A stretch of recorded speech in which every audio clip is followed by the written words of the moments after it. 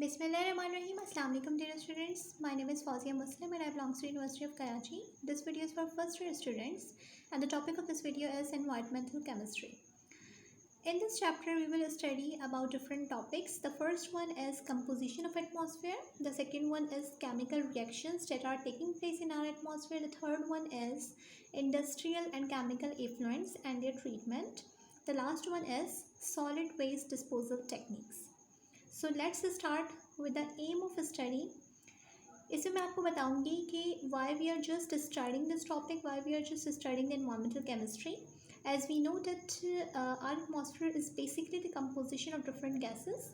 और ये जो gases हैं ये continuously आपस में different other reactions perform कर रही हैं. इसके अलावा जिनके end products produce हो रहे हैं वो end products किसी और गैस के साथ कंबाइन होकर कुछ और हैज़र्डस सब्सटेंसेस प्रोड्यूस करें हमारे एटमॉस्फेयर में, उनको किस तरह से रोकना है, किस तरह से ओवरकम करना है, उनके क्या इफ़ेक्ट्स क्रिएट हो रहे हैं हमारे एटमॉस्फेयर पे, ये सारी की सारी स्टडी हमें उसी वक्त पता लग सकती है जब हम इन रिएक्शंस को पूरी तरह से स्टडी करेंगे.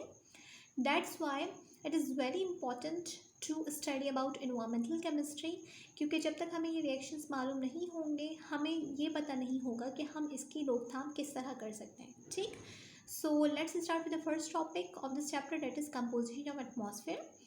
हमारी जो एटमॉस्फेयर है that is basically the composition of different gases और each gas is basically present in different percentage. ठीक है, तो ये सारी की सारी जो गैसेस हैं वो डिफरेंट परसेंटेजेस में कंसिस्ट करती हैं. कुछ गैसेस हमारे पास परमानेंट गैसेस होती हैं जिनकी जो परसेंटेजेस है वो वेरी नहीं करती, जैसे कि नाइट्रोजन है, ऑक्सीजन है, आर्गन है, ये सारी की सारी परमानेंट गैसेस हैं. नाइट्रोजन का परसेंटेज हमारे एटमॉस्फेयर में 78% होता है, ऑक्सीजन का 21% और आर्गन का 0.9% होता है. ठीक, जो डिफरेंट अदर गैसेस हैं like carbon dioxide, nitrous oxide, methane and ozone, these are basically trace gases. Trace gases वो गैसेस होती हैं those which are present in very little percentage. ठीक है, तो उनको हम ट्रेस गैसेस कहते हैं. ठीक, अच्छा, तो इसकी परसेंटेज, इन सारी गैसेस की परसेंटेज है वो बेसिकली 1/10 होती है, यानी कि 1% का भी 10वां हिस्सा होता है. ठीक, तो that's why we are calling these gases as trace gases. तो मैं आपसे एग्जाम में पूछ सकती हूँ कि how many gases are trace gases और व्हाट आर ट्रेस गैसेस. तो आपको ये मालूम होना चाहिए कि ट्रेस गैसेस क्या होती हैं. एक चीज़ होती है हमारे पास वाटर वेपर. ये जो वाटर वेपर्स होते हैं इनकी परसेंटेज हमारे एटमॉस्फेयर में वेरी करती है 0 to 4% तक. इट डिपेंड्स कि डे टाइम है, नाइट टाइम है या किस एरिया में आप मौजूद हैं, तो इसकी परसेंटेज उस हिसाब से वेरी करती है. जैसे कि अगर हम बात करें तो कोल्ड ड्राई आर्टिक रीजन्स में इसकी परसेंटेज लेस देन 1% होती है वाटर वेपर की, क्योंकि वो जितना भी आपके पास वाटर कंटेंट वहाँ पे होता है वो कोल्डनेस और ड्राइनेस की वजह से या तो ड्राई हो चुका होता है या फिर कोल्डनेस की वजह से वो आपके पास आइस की फॉर्म में होता है. ठीक, जबकि ह्यूमिड और ट्रॉपिकल रीजन्स में आपके पास ऑलमोस्ट 4% तक वाटर वेपर होता है एटमॉस्फेयर में. ठीक, आपका जो टोटल एटमॉस्फेयर है पूरा वो आपके पास 4 लेयर्स के ऊपर कंसिस्ट करता है. वो 4 लेयर्स कौन सी हैं? 4 लेयर्स आपके पास होती हैं ट्रोपोस्फेयर, स्ट्रेटोस्फेयर, मीजोस्फेयर और थर्मोस्फेयर. वो स्फेयर जहाँ पर हम लोग मौजूद हैं, जहाँ पे इंसान, जानवर, चरिंद परिंद, फूल पौधे ये सब मौजूद हैं, वो जो स्फेयर है आपके पास ट्रोपोस्फेयर कहलाता है. ट्रोपोस्फेयर के बाद एक स्फेयर स्टार्ट होता है जिसको हम स्ट्रेटोस्फेयर कहते हैं. स्ट्रेटोस्फेयर के बाद मीजोस्फेयर होता है और लास्ट में आपके पास थर्मोस्फेयर होता है जो कि स्पेस में चला जाता है, जहाँ का temperature as a name indicates, therm means temperature, high temperature का होता है. ठीक, यहाँ डायग्रामिकली भी मैंने मेंशन कर दिया है कि आपके पास सबसे हाई कंटेंट नाइट्रोजन का होता है, देन ऑक्सीजन का और फिर आर्गन का होता है. कितनी परसेंटेजेस में ये मौजूद है ये भी मैंने मेंशन कर दिया. इसके अलावा वाटर वेपर का भी आपके पास मैंने परसेंटेज मेंशन कर दिया है. ठीक है, आगे चलते हैं, वाटर वेपर्स के बारे में और स्टडी करते हैं. वाटर वेपर के बारे में अगर हम स्टडी करें तो वाटर वेपर एटमॉस्फेयर में किस तरह पहुंचते हैं. बेसिकली एवोपरेशन के प्रोसेस के थ्रू वाटर वेपर एटमॉस्फेयर में पहुंचता है. आपकी सरफेस के ऊपर, अर्थ सरफेस के ऊपर या वैसे भी आप जो काम कर रहे होते हो तो एटमॉस्फेयर में जो भी एवोपरेशन का प्रोसेस होता है उसके थ्रू वाटर वेपर्स एटमॉस्फेयर में पहुंचता है. और एटमॉस्फेयर से किस तरह वाटर वेपर्स एस्केप होते हैं वो चले जाते हैं कंडेंसेशन प्रोसेस के थ्रू क्लाउड्स में और वापस से फिर ज़मीन पर आते हैं रेनिंग की फॉर्म में। तो इस तरह से एटमॉस्फेयर से रिमूव होता है कंडेंसेशन प्रोसेस की तरह और रेनिंग प्रोसेस के बाद एटमॉस्फेयर में वापस आ जाता है। ठीक है, तो ये बेसिकली जो है पूरे क्लॉक की तरह एक रिएक्शन प्रोसीड होता रहता है कि एवोपोरेशन के थ्रू एटमॉस्फेयर में जाता है, कंडेंसेशन प्रोसेस से एटमॉस्फेयर से रिमूव हो जाता है, रेनिंग प्रोसेस के बाद एटमॉस्फेयर और अर्थ पे वापस आ जाता है water vapours.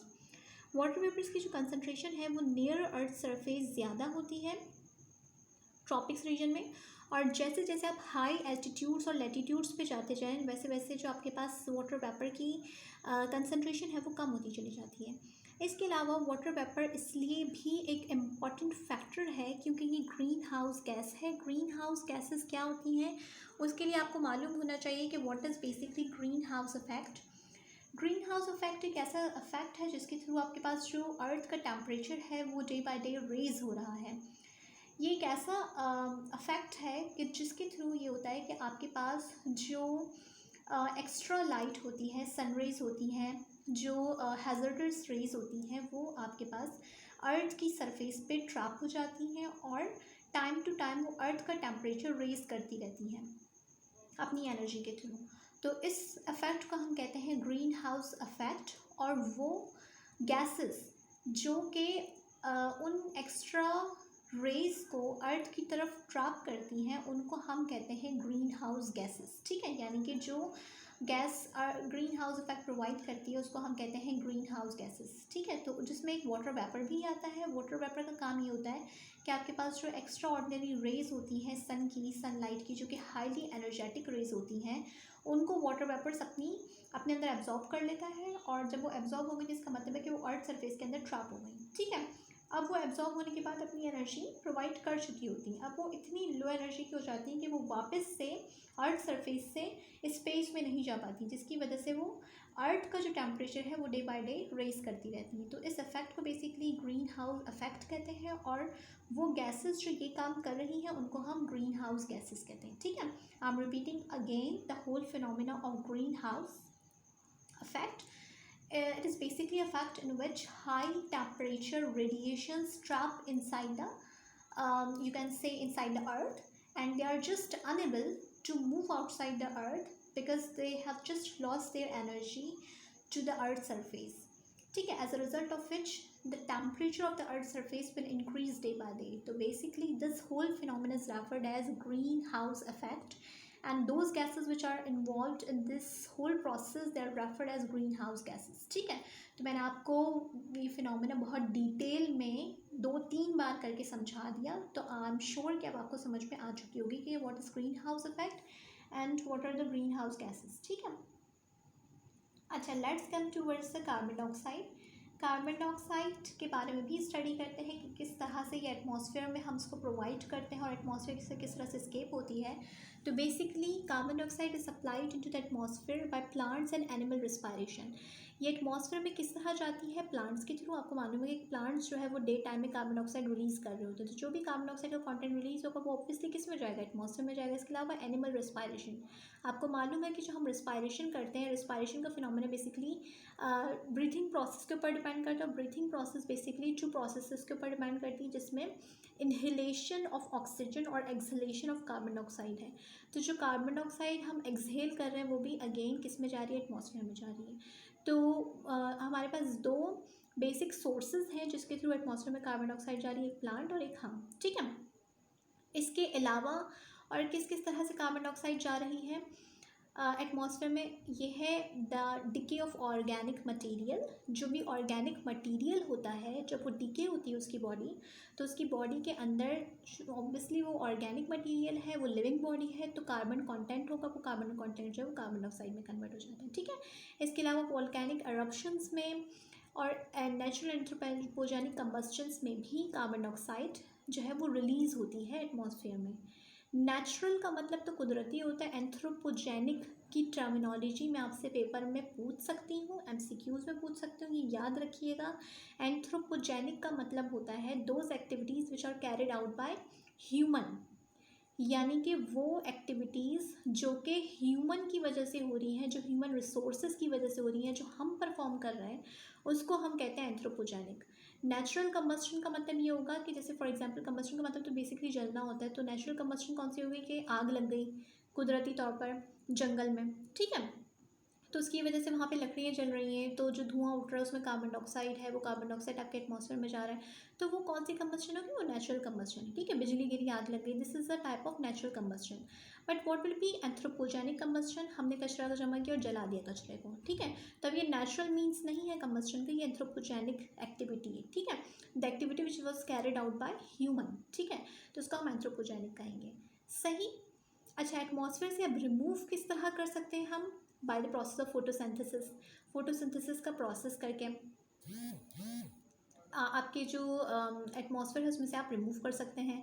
And carbon dioxide is an important green house gas, again carbon dioxide जो वो ग्रीन हाउस गैस है, यानी कि जो ग्रीन हाउस इफेक्ट है वो प्रोवाइड कर रहा होता है। अच्छा, एक और चीज़ वो ये कि मैंने यहाँ पर बाय मिस्टेक आपसे कह दिया कि प्लांट जब वो कार्बन डाइऑक्साइड रिलीज़ कर रहे होते हैं, रिलीज़ तो करते हैं बट नाइट टाइम में, ठीक है, मैं वो नाइट का वर्ड यूज़ करना मैं भूल गई थी यहाँ पे, तो अपने माइंड में रखिए कि कार्बन डाइऑक्साइड प्लांट एक्टिविटी के थ्रू एटमॉस्फेयर में जाती है बट नाइट टाइम में, ठीक है। इसके अलावा जो फोटोसिंथेटिक एक्टिविटी होती है जो ओवरऑल डे टाइम में हो रही होती है, उसमें ये होता है कि वो कार्बन डाइऑक्साइड को एब्जॉर्ब कर रहे होते हैं। सही। Methane gas is also green house gas, ये भी ग्रीन हाउस एक्टिविटी में पार्टिसिपेट करती है, और इसकी जो कंसनट्रेशन है वो recently day by day increase हो रही है डिफरेंट प्रोसेसेस के थ्रू, और वो different processes basically anthropogenic processes हैं, ठीक है, यानी कि वो प्रोसेसेस जो इंसान की एक्टिविटीज़ की वजह से हो रहे हैं। जैसे कि आप यहाँ पर देख सकते हैं कि release to the atmosphere through fossil fuel activity, fossil fuel activity का मतलब ये है कि इंसान एनर्जी हासिल करने के लिए अब जो फॉसल्स हैं उनको जला रहा है, ठीक है, जैसे कि आपको मालूम है कि एनर्जी की जो सोर्सेज होती हैं वो पेट्रोल होता है, ऑयल होता है, डीजल होता है, ठीक है, यानी कि इनको यूज़ करते हुए एनर्जी प्रोड्यूस करते हैं। सही। अब जो आपके पास ये जो चीज़ें हैं इनके अलावा भी इंसान डिफरेंट अदर सोर्सेज यूज़ कर रहा है एनर्जी हासिल करने के लिए, जिसमें फॉसल्स हैं। फॉसल्स का मतलब ये होता है बाकियात, जो चीज़ें मर खप जाती हैं उनकी जो बाकियात होती हैं उनको हम फॉसल्स कहते हैं, जैसे कि आपने देखा होगा डायनासोर्स के फॉसल्स हो गए, इसके अलावा कोई और चीज़ है उस वो अगर मर खप गई तो उसकी चीज़ को हम क्या कहेंगे, फॉसल्स कहेंगे उसके, ठीक है। The remaining part of the body which is remain after the death of that of organism, ठीक है, यानी कि किसी ऑर्गेनिज्म की डेथ के बाद जो चीज़ बच जाती है उसको हम बाकियात कहते हैं या फॉसल्स कहते हैं इन अदर टर्म्स। तो फॉसल्स को जब बर्न करते हैं तो वो एनर्जी तो प्रोवाइड करती है, लेकिन वो हाई अमाउंट में मीथेन गैस रिलीज़ करती है, जो कि अगेन आपके एटमॉस्फेयर में बहुत बुरी तरीके से शामिल हो रही है। As a very effective absorber, terrestrial radiation also plays a very important role in the greenhouse gases, और वही बात लिखी हुई है कि टेरेस्ट्रियल रेडिएशन को एब्जॉर्ब करती है बहुत इफेक्टिवली, इसी वजह से ये डे बाय डे टेम्परेचर भी रेज कर रही है सरफेस का। In other words it's a green house gas, right. अच्छा, now comes toward the next topic of this chapter, that is chemical reactions taking place in atmosphere। आपके atmosphere में कौन से रिएक्शंस हो रहे हैं उनको हम स्टडी करते हैं। पहले हम देख लेते हैं फॉर ओजोन। ओजोन की कहानी को हम स्टडी करते हैं कि ओजोन किस तरह से फॉर्म हो रहा है हमारे एटमॉस्फेयर में। ये बात मैं आपको बता दूँ पहले कि आपके पास जो ओजोन है वो बहुत इम्पॉर्टेंट है आपके लिए, बट उस वक्त आपके लिए बहुत गुड है या बहुत बेनिफिशियल है when it is present in your stratosphere, ठीक है, जब तक कि आपके पास स्ट्रेटोस्फेयर में मौजूद है। स्ट्रेटोस्फेयर कौन सी स्फीयर है, पहली स्फीयर कौन सी थी, मैंने आपको बताई थी ट्रोपोस्फेयर, जहाँ पे आप मौजूद हैं। सही। उसके बाद आती है स्ट्रेटोस्फेयर, जहाँ पे ये ओजोन मौजूद है, जो कि हमारी अर्थ सरफेस को कवर कर रहा है खुद से, ताकि इसके अंदर कोई अनडिज़ायरेबल रेडिएशन सन की ना आ जाए, ठीक। तो अगर ये ओजोन स्ट्रेटोस्फेयर में मौजूद है then it will be well and good, but अगर ये ओजोन आपके ट्रोपोस्फेयर में प्रोड्यूस होना स्टार्ट हो जाए, वो स्फीयर जहाँ पे आप मौजूद हैं, तो क्या होगा कि आपको सांस लेने में डिफ़िकल्टी होगी, लंग्स फेलियर के प्रॉब्लम्स क्रिएट हो जाएंगी, ब्रीथिंग इफेक्ट्स क्रिएट हो जाएंगी, ठीक है। तो ये ओजोन स्ट्रेटोस्फेयर को छोड़ के ट्रोपोस्फेयर में कहाँ से आ गई, जहाँ पे आप मौजूद हैं वहाँ पे कहाँ से आ गई, तो ये देख लेते हैं। अच्छा, कुछ स्टूडेंट्स के माइंड में आ रहा होगा कि जब स्ट्रेटोस्फेयर में मौजूद है तब भी तो ऐसा हो सकता है कि हमें सांस लेने में डिफ़िकल्टी हो, नहीं। जब स्ट्रेटोस्फीयर में मौजूद है तो तब ये क्या कर रही है, जस्ट एक लेयर प्रोवाइड कर रही है ताकि कोई अनप्रोटेक्टिव रेडिएशन आपकी अर्थ सरफेस में ट्रैप ना हो जाए। बट अगर ये ट्रोपोस्फीयर में मौजूद है तो इसका मतलब है कि जो आप सांस ले रहे हैं, ऑक्सीजन ले रहे हैं, अपने अंदर इनहेल कर रहे हैं, उसके साथ साथ आपके अंदर क्या आती जा रही है, ओजोन आ रही है।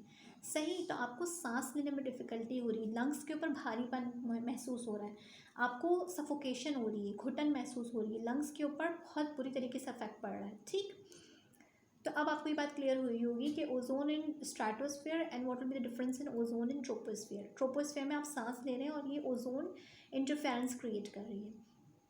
तो क्या होता है कि आपके पास जो ऑक्सीजन होती है, जो मॉलिक्यूलर ऑक्सीजन होती है, वो अल्ट्रावायलेट रेडिएशंस के थ्रू कन्वर्ट हो जाती है एटॉमिक ऑक्सीजन में, और atomic oxygen being a very reactive agent molecular oxygen के साथ कंबाइन होके ओजोन में कन्वर्ट हो जाती है, और ये ओजोन फिर आपके ट्रोपोस्फीयर में मौजूद होती है। ठीक है, तो वही सारी बातें मैंने लिखी हुई कि sun radiation is a major source of energy, major source of energy है सन, जो कि बहुत सारे केमिकल रिएक्शंस प्रोड्यूस करता है आपके एटमॉस्फेयर में, जिसमें जो है the sun emits many kinds of radiations including visible light भी इमिट करता है, which radiation which can be detected by human आई।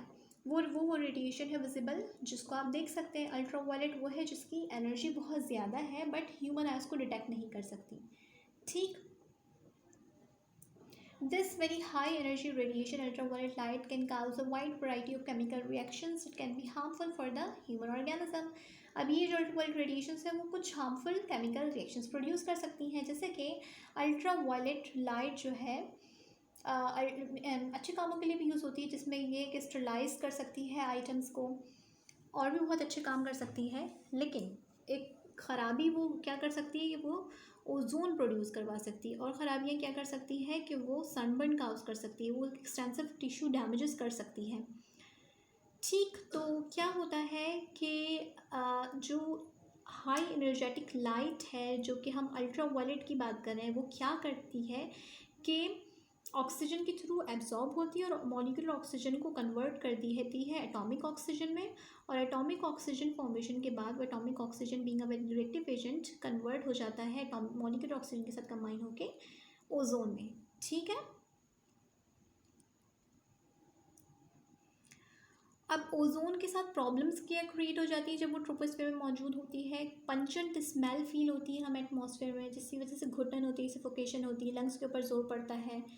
इसके अलावा ये जो पंजेंट स्मेल है वो लाइटनिंग डिस्चार्जेस इलेक्ट्रिकल मोटर्स के थ्रू भी एसोसिएट होती है। ठीक है, ये टॉक्सिक होती है, सिग्निफिकेंट एयर पोल्यूटेंट है, यानी कि आपके जो क्या कहना चाहिए कि एटमॉस्फेयर है इसमें as a significant air pollutant के तौर पर अफेक्ट कर रहा है। तो बेसिकली स्ट्रेटोस्फीयर में जो ओजोन प्रोड्यूस होती है वो आपके पास किस तरह होती है वो हमने आपको दिखा दिया, और किस तरह से ये आपको अफेक्ट कर रही है वो भी मैंने आपको डिटेल में बता दिया। ठीक है, अच्छा, इसके अलावा एक रिएक्शन मैंने दिया हुआ है जो कि स्ट्रेटोस्फीयर में हो रहा होता है, जिसमें जो ओजोन की डिकम्पोजिशन है और ओजोन की रीगेनिंग है वो कांस्टेंट रहती है, जिसमें क्या होता है कि ओजोन डिकम्पोज हो जाता है ऑक्सीजन और एटॉमिक ऑक्सीजन में लाइट एब्जॉर्ब करने के बाद, और ये रिएक्शन जो है वो रिवर्स भी हो जाता है। तो इसका मतलब है कि नेचुरली जो ओजोन का फिनोमेना है डिकम्पोजिशन का और रिकॉम्बिनेशन का, वो कॉन्स्टेंटली जो है वो होता रहता है आपके एटमॉस्फेयर में नेचुरली। ठीक है, जिसकी वजह से जो ओजोन की नेट कंसंट्रेशन है वो सेम रहती है। अब हम आ जाते हैं एक अदर कंटेंट की तरफ, एक अदर पोल्यूटेंट की तरफ जो कि हमारे एटमॉस्फेयर में मौजूद है, that is CFCs, referred as chlorofluorocarbons. ठीक है, CFCs स्टैंड फॉर क्लोरोफ्लोरोकार्बन्स। ये रेफ्रिजरेंट्स में और प्रोपेलेंट्स में बहुत सालों तक यूज़ होता रहा था। Millions of tons of CFCs जो है हमने अपने एटमॉस्फेयर में रिलीज़ कर दिया है as a propellant and as a refrigerant. ये एक वॉलेटाइल कंपाउंड है, तो इस वजह से बहुत तेज़ी से रिएक्शन में पार्टिसिपेट नहीं करता, ये परसिस्ट करता है हमारे एटमॉस्फेयर में बहुत लार्ज पीरियड ऑफ टाइम तक। तो ये इसके बैड इफ़ेक्ट्स हैं हमारे एटमॉस्फेयर में। अपने वॉलेटाइल नेचर होने की वजह से और परसिस्टेंटिंग नेचर होने की वजह से एटमॉस्फेयर में ये क्या करता है कि ट्रोपोस्फेयर को छोड़ के कुछ टाइम पीरियड बाद स्ट्रेटोस्फेयर में चला जाता है, और स्ट्रेटोस्फेयर में वहाँ पहुँच जाता है जहाँ आपके पास ओजोन मौजूद है, और एक इंटेंस केमिकल रिएक्शन स्टार्ट कर देता है अल्ट्रावायलेट लाइट को एब्जॉर्ब करने के बाद। वो क्या रिएक्शन है देखते हैं हम, जिसमें क्लोरोफ्लोरोकार्बन लाइट एब्जॉर्ब करने के बाद ब्रेक कर देता है अपने आप को एटॉमिक क्लोरीन में। Atomic chlorine being a very reactive agent combines with ozone, और ओजोन को ब्रेक कर देता है ऑक्सीजन में, यानी कि जितनी भी ओजोन होगी उसको ऑक्सीजन में ब्रेक करता चला जाएगा। और सबसे बुरी बात इस रिएक्शन की ये है कि अपना रिएक्शन कंप्लीट करने के बाद भी ये एक क्लोरीन प्रोड्यूस करता है, क्लोरीन का एटम, जिसका मतलब है कि ये रिएक्शन कभी स्टॉप नहीं होगा, ये रिएक्शन चलता रहेगा। अपने हर रिएक्शन में ये एट द एंड एक क्लोरीन प्रोड्यूस करके जाता है कि वो आगे ओजोन को डिस्ट्रैक्ट करे। इसका मतलब है कि ये रिएक्शन अगर एक बार एक क्लोरोफ्लोरोकार्बन पहुंच गया तो ये रिएक्शन चलता रहेगा, चेन रिएक्शन, ये कभी स्टॉप नहीं होगा। चेन रिएक्शन का मतलब ये है कि ये आगे से आगे जो है प्रोड्यूस करता रहेगा और कभी भी स्टॉप नहीं होगा। Because chlorine and ClO, that is chlorine monoxide, appear on the both side of the equation, they can be cancelled out by that and the net reaction will be this। ठीक है, net reaction क्या होगा कि basically ozone जो है वो आपके पास molecule oxygen में कन्वर्ट होता चला जाएगा। ठीक है, तो यहाँ पर मैंने आपको यूनिटरी रिएक्शंस भी दिखा दिए, रिएक्शन को कंबाइन करके भी दिखा दिया, और ओवरऑल रिएक्शन भी मैंने आपको दिखा दिया। ठीक है, तो इस रिएक्शन में बेसिकली ये हुआ कि क्लोरीन आपके राइट हैंड साइड पर भी इक्वेशन के लेफ्ट हैंड साइड पर भी तो कैंसिल आउट होगी, ClO राइट हैंड पे भी लेफ्ट हैंड साइड पर भी है तो ये भी कैंसिल आउट होगी। तो ओवरऑल रिएक्शन में जो चीज़ कैंसिल आउट होने के बाद बची है वो लिखी हुई है यहाँ पे। ठीक है, तो नेट रिएक्शन भी मैंने आपको दिखा दिया। ठीक है, the presence of the chlorine atoms, one ozone molecule and oxygen atom react to give the two oxygen molecules. Although chlorine is necessary for overall reaction to occur, it doesn't appear in the net reaction. Basically chlorine is acting as a catalyst here, और सबसे बुरी बात chlorine की यही है कि ये as catalyst work कर रहा है, ये कंज्यूम नहीं होगा कभी भी रिएक्शन को, जस्ट स्पीड अप करता जा रहा है रेट ऑफ रिएक्शन को। ठीक है, सो that was all about this reaction। आगे चलते हैं। इस पैराग्राफ में मैंने आपको ये बात बताई हुई है कि चूँकि आपके पास स्ट्रेटोस्फीयर बहुत सेपरेट है ट्रोपोस्फीयर से, तो इस वजह से कि अगर एक बार क्लोरोफ्लोरोकार्बन का एक मॉलिक्यूल ट्रोपोस्फीयर से स्केप होकर स्ट्रेटोस्फीयर में चला जाता है तो वो वहीं पर ही स्टे करेगा, और it will be very difficult for it to come again into the troposphere. तो ट्रोपोस्फीयर में फिर वो वापस नहीं आएगा। ठीक, इसके वापस और चेन रिएक्शन वो करता चला जा रहा है अपना, और चेन रिएक्शन के थ्रू ओजोन को डिस्टर्ब करता चला जा रहा है। ठीक, इसको वापस लाने का सिर्फ एक तरीका ये होगा कि वहाँ पे अगर जो कोई वाटर कंटेंट है, वाटर मॉलिक्यूल्स हैं, उनके साथ वो रिएक्ट कर ले, और रिएक्ट करने के बाद हाइड्रोक्लोरिक एसिड फॉर्मेशन कर दे जो क्लोरीन के एटम्स हैं, और हाइड्रोक्लोरिक एसिड फॉर्मेशन करने के बाद वो अर्थ सरफेस के ऊपर वापस आ जाए in the form of acid rain. तो ये एक पॉसिबल वे है क्लोरोफ्लोरोकार्बन के जो मॉलिक्यूल्स हैं उनको स्टॉप करने का, कि उससे जो क्लोरीन प्रोड्यूस हुआ है वो वाटर मॉलिक्यूल के साथ कंबाइन होकर हाइड्रोक्लोरिक एसिड प्रोड्यूस करे और एसिड रेन के तौर पर अर्थ सरफेस पे वापस आ जाए। बट ये भी कोई इतनी अच्छी बात नहीं होगी। अर्थ सरफेस पे जब वो एसिडिक रेन के फॉर्म में वापस आएगा तो फसलों को तबाह करेगा, स्किन एलर्जीज कॉज करेगा अगर किसी की भी स्किन पे लगा, और बहुत सारी अदर प्रॉब्लम्स भी काउज कर सकते हैं। बट उससे ये बहुत बेहतर होगा कि वहाँ पे ओजोन को डिस्टर्ब करता रहे चेन रिएक्शन करते हुए। ठीक है, एक चीज़ हमारे पास होती है NO, nitrous oxide and nitrite. ठीक है, तो ये basically these are the two oxides of nitrogen, और NO is likely to react with the ozone, और NO जो है वो यानी कि नाइट्रस ऑक्साइड जो है वो ओजोन के साथ रिएक्ट करके ओजोन को डिस्टर्ब कर सकता है, और जो उसका रिएक्शन होगा वो ये होगा कि ओजोन को डिस्टर्ब करके उसने ऑक्सीजन में कन्वर्ट कर दिया, यानी कि डिप्लीशन ऑफ ओजोन को काउज कर सकता है। और जो NO2 प्रोड्यूस होगा वो NO2 प्रोड्यूस होने के बाद अगर आपके पास कोई एटॉमिक ऑक्सीजन वहाँ पे घूम रहा होगा तो उसके साथ रिएक्ट करके अगेन नाइट्रस ऑक्साइड फॉर्म कर लेगा, और नाइट्रस ऑक्साइड अगेन क्या करेगा, ओजोन को डिस्टर्ब करेगा। ठीक है, तो ये भी एक तरह से चेन रिएक्शन प्रोवाइड कर सकता है कि NO2 एटॉमिक ऑक्सीजन के साथ कंबाइन होकर नाइट्रस ऑक्साइड प्रोड्यूस करे, nitrous oxide will again combine with ozone and again it will cause depletion of ozone. सही। So basically we have potential catalytic cycle for ozone destruction similar to that caused by the chlorine atoms। वैसे ही बिल्कुल depletion cause कर जैसे कि chlorine atoms कर रहे थे। Based on these reactions development of the commercial supersonic transports is not recommended until the environmental impact has undergone additional testing। तो ये बात कह रहे हैं कि ये सारे रिएक्शंस को मद्देनज़र रखते हुए जो ट्रांसपोर्ट्स हैं उनमें जो हम कैटालिटिक कन्वर्टर्स यूज़ कर रहे हैं उसमें हम बाकायदा इस बात का ख़याल रखते हैं कि उनमें कोई ऐसा रिएक्शन ना हो रहा हो कि वो एटॉमिक क्लोरीन को या फिर नाइट्रोजन के ऑक्साइड्स को, लाइक वो नाइट्रस ऑक्साइड हो या नाइट्रोजन डाइऑक्साइड हो, उनको एटमॉस्फेयर में रिलीज़ कर रहे हो कि वो फिर जाके स्ट्रेटोस्फेयर में स्केप होने के बाद चेन रिएक्शन करें और ओजोन डिस्टर्ब करें। ठीक है, तो आज का जो कैटालिटिक कन्वर्टर्स हम यूज़ कर रहे हैं ट्रांसपोर्ट्स में, उनमें इस बात का बहुत ख्याल रखा जा रहा है।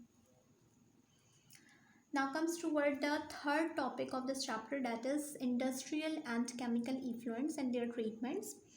Effluent का मतलब ये होता है कि वो केमिकल्स या वो वेस्ट मटेरियल जो कि इंडस्ट्रीज़ अपने अंदर से एक्सक्रीट आउट कर रही है। ठीक है, so what is mean by effluent? Effluent is basically the aquatic based, or you can say water based waste product which is excrete out with the help of different industries, either it may be chemical or physical industry। ठीक है, तो उसको हम effluent कहते हैं। तो different industries जो है वो वर्क करती हैं, वेस्ट वाटर प्रोड्यूस कर रही हैं, जिसमें जो वेस्ट प्रोडक्ट है वो ऑर्गेनिक इनऑर्गेनिक मटेरियल्स के ऊपर डिपेंड कर रहा है, जिसमें डिफरेंट कंसंट्रेशन है टॉक्सिक हार्मफुल मटेरियल्स की, जो कि बायोडिग्रेडेबल भी है, नॉन बायोडिग्रेडेबल भी है, like plastic is a non biodegradable material जो कि कंटिन्यूसली हमारे इकोसिस्टम को अफेक्ट कर रहा है। ठीक है, तो इस वजह से इट इज़ वेरी इम्पॉर्टेंट कि हम इफ्लुएंस जो कि इंडस्ट्रीज से रिलीज़ हो रहे हैं उसको हम डिफरेंट सोफिस्टिकेटेड टेक्नोलॉजीज़ को यूटिलाइज़ करते हुए सॉर्ट आउट करें इस प्रॉब्लम को। तो इस प्रॉब्लम को सॉर्ट आउट करने के लिए, इस इफ्लुएंट को ट्रीट करने के लिए हमने जो मेथड डिज़ाइन किए हैं वो मेनली 3 तरह के मेथड्स हो सकते हैं। एक फ़िज़िकल है, एक केमिकल है, एक बायोलॉजिकल, यानी कि 3 फिज़िकल, केमिकल और बायोलॉजिकल मेथड्स को यूटिलाइज़ करते हुए हम ये इफ्लुएंट की जो प्रॉब्लम है उसको सॉर्ट आउट कर सकते हैं। तो सबसे पहले हम स्टडी करते हैं फ़िज़िकल ट्रीटमेंट को। फ़िज़िकल ट्रीटमेंट में हम क्या करते हैं, हम यूज़ करते हैं सेडिमेंटेशन का प्रोसेस। सेडिमेंटेशन का प्रोसेस एक ऐसा प्रोसेस है जिसमें आप जो भी आपके पास वेस्ट मटेरियल निकलता है उसको हम सेडिमेंट्स के फॉर्म में स्टे करवाते हैं। तो जो भी वेस्ट प्रोडक्ट होगा सॉलिड फॉर्म में वो नीचे वेस्ट करेगा और लिक्विड ऊपर निकल जाएगा। तो हम लिक्विड और सॉलिड को इस तरह से सेपरेट आउट कर सकते हैं और डिस्कार्ड कर सकते हैं, इस ईजी। फ्लोटेशन का प्रोसेस भी इसी तरह का है। फिल्टरिंग का प्रोसेस ये है कि हमने फ़िल्टर आउट कर लिया, सॉलिड को अलग कर लिया, जो लिक्विड है उसको सेपरेट कर लिया। एक और चीज़ ये है कि एड्जॉर्प्शन। एड्जॉर्प्शन का मतलब ये होता है कि कोई भी जो वेस्ट मटेरियल है, वेस्ट मटेरियल में जो आपके पास वाटर है उसमें जितना भी सॉलिड वेस्ट है जो कि बहुत ही स्मॉल पार्टिकल्स हैं एज अ वेस्ट प्रोडक्ट, उसमें आप कोई एड्जॉर्बेंट डाल दें तो एड्जॉर्बेंट का क्या काम होगा कि वो अपनी सरफेस के ऊपर उस सारे सॉलिड पार्टिकल्स को स्टिक करवा लेगा और उसको फिर आप सेपरेट आउट कर लें फ़िल्टर वगैरह करके। ठीक, तो आपको ये बात तो मालूम होगी अब इस लेवल पे कि what's the difference between absorption and adsorption. Adsorption का मतलब ये हो गया कि अगर सिर्फ सरफेस के ऊपर कोई चीज़ डिपॉजिट हो रही है तो हम उसको एड्जॉर्प्शन कह रहे हैं, और अगर होल बल्क मटेरियल इन्वॉल्व है तो हम उसको एब्जॉर्प्शन कहते हैं। जैसे कि आप किसी फोम को या किसी अगर पफ को वाटर में सोक कर दें या तो क्या होगा कि वो सारा का सारा जो वाटर है वो उस फोम के थ्रू एब्जॉर्ब हो जाएगा। तो that will be absorption, not adsorption. Adsorption में क्या होता है कि जो सिर्फ सरफेस है वो मॉलिक्यूल्स को अपने ऊपर रिजाइड करवाती है। जैसे अगर फॉर एग्जांपल एक चॉक है, चॉक को आप इंक में डिबो दें तो क्या होगा कि सिर्फ जो चॉक की सरफेस है वो ब्लू या ग्रीन या जो है रेड या फिर ब्लैक जिस भी कलर की इंक होगी उसको एब्जॉर्ब करेगी। चॉक को अगर आप ब्रेक करेंगे तो जो अंदर के पार्टिकल्स होंगे वो वाइट ही रहेंगे। तो ये एब्जॉर्प्शन नहीं होगी, चॉक की सरफेस पे क्या हुई, एड्जॉर्प्शन। ठीक है, तो इस प्रोसेस के थ्रू भी हम सॉलिड पार्टिकल्स को सेपरेट आउट करवा सकते हैं, नॉन डिजॉल्व या डिजॉल्व सब्सटेंसेस को रिमूव करवा सकते हैं। एक मेथड होता है हमारे पास केमिकल इस इफ्लुएंट को ट्रीट करने का। इसमें हम क्या करते हैं कि ऑक्सीडेशन या केमिकल रिडक्शन प्रोसेस के थ्रू सॉल्युबल इनसॉल्युबल मेथड जो पार्टिकल्स हैं उनको रिमूव करवा सकते हैं। एक मेथड होता है हमारे पास बायोलॉजिकल मेथड। बायोलॉजिकल मेथड में हम क्या करते हैं कि माइक्रो ऑर्गेनिजम्स को यूटिलाइज़ करते हैं। वो माइक्रो ऑर्गेनिज्म क्या करते हैं कि जो भी सॉलिड इफ्लुएंट होता है उसके ऊपर अफेक्ट करते हैं और करने के बाद उनको डिकम्पोज कर देते हैं, क्योंकि माइक्रो ऑर्गेनिजम्स क्या होते हैं, उनको नहीं मालूम कि भाई हम जो है चाह रहे हैं कि ये डिकम्पोज हो जाए, ये हमारे एटमॉस्फेयर के लिए अच्छा नहीं है, हमारे इकोसिस्टम के लिए ख़राब है, उनको ये सब बातें मालूम नहीं है। माइक्रो ऑर्गेनिज्म का काम क्या है? उनका काम सिर्फ ये है कि वो अपने लिए कोई न्यूट्रिशन का सोर्स तलाश करें। तो उनके लिए जो ऑर्गेनिक मैटर है जो इंडस्ट्री रिलीज़ कर रही है वो as a food product use कर सकते हैं। तो वो उसको क्या करते हैं, उनका काम ये होता है कि सिर्फ अपने न्यूट्रिशन के लिए उसको यूटिलाइज़ करें, उसको डिकम्पोज करें, लेकिन उससे हमारा क्या हो जाता है, अल्टीमेटली फ़ायदा हो जाता है। तो हम इंडस्ट्रियल इफ्लुएंस जो कि रिलीज़ कर रहा है उसको हम 3 मेथड्स में डिवाइड कर सकते हैं, जैसे कि फिजिकल, केमिकल और बायोलॉजिकल मेथड है। ठीक, so that is all about this topic. Thank you so much.